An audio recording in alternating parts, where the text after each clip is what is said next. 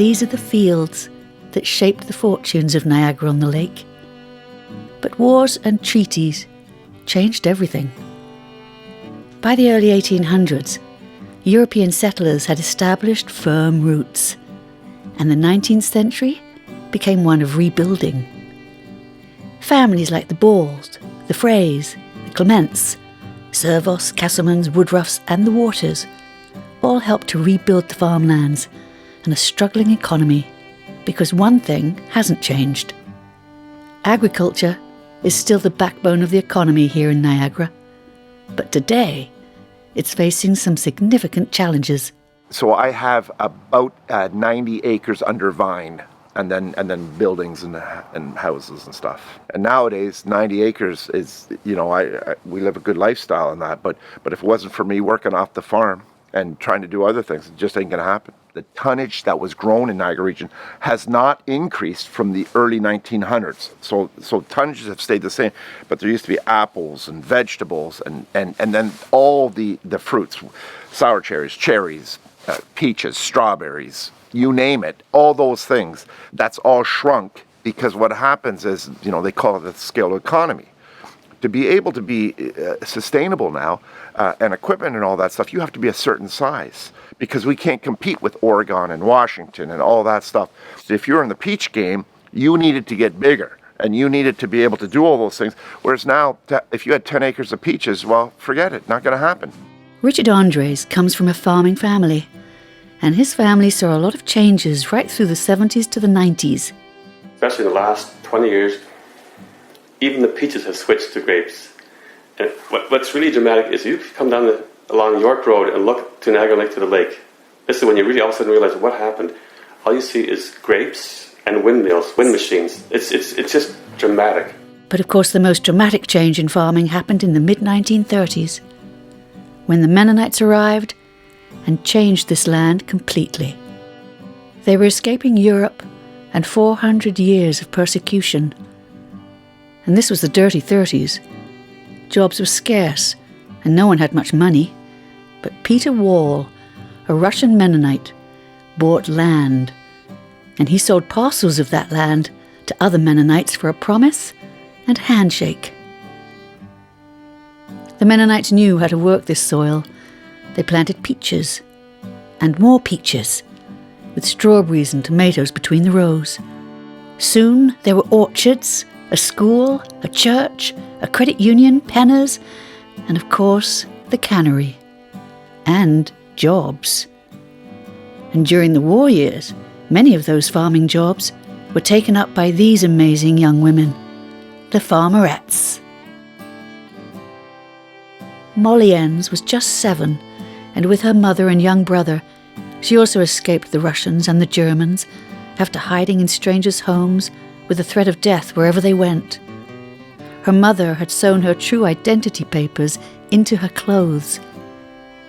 Life was very different at Parliament Oaks School and Eden Christian College.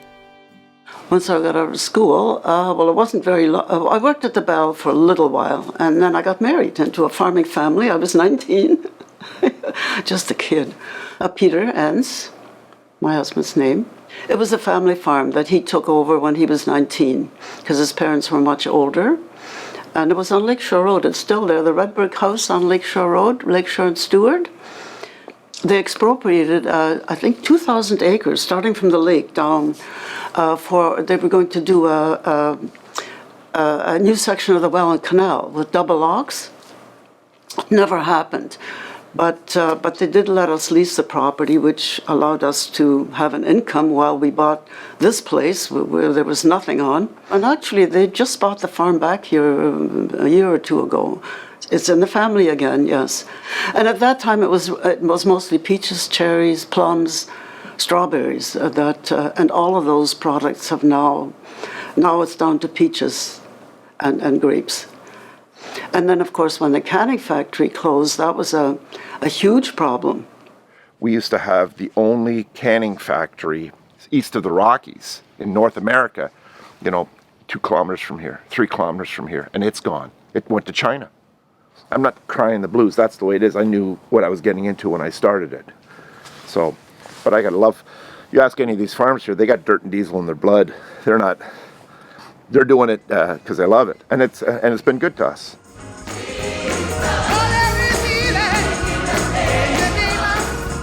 More than 2,000 workers from the Caribbean and Mexico come here to work on Niagara's farms each year. They've also been good to Niagara. They've made sure the crops are healthy and harvested, and for the last 50 years, they've helped those farms to survive.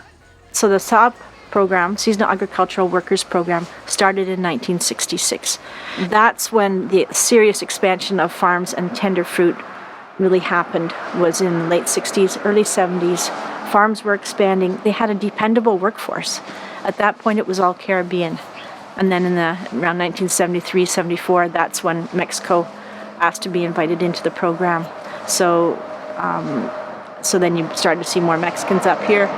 And of course, with the collapse of the tender fruit industry, the canning industry, when CanGrow shut down, then there was a wholesale change into grapes for a variety of reasons, and which, of course, is mechanized harvesting.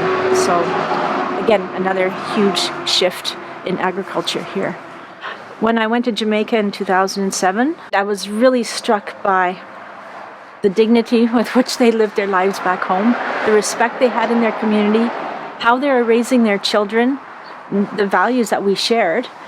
And I just thought the contrast between how they lived their lives back home and how they were treated up here and had to live really struck me. That was a game changer. Niagara's wine industry continues to offer world-class award-winning wines. Investments in viticulture, innovation is paying off. Dedicated winemakers are becoming legendary and standing on the shoulders of the likes of Carl Kaiser, Paul Bosc, or John Neufeld. The future will embrace advances in disease management, the demand for greenhouse cultivation, food security and sustainability, and those ever-shifting consumer trends. But what concerns me is when I see major developments going in, especially on sensitive watershed areas, what's happening upstream. I mean, we can really see just in the last 20 years the difference between what happens now in spring and winter with the runoff. Once we take that good ground away, it's never coming back. It's gone.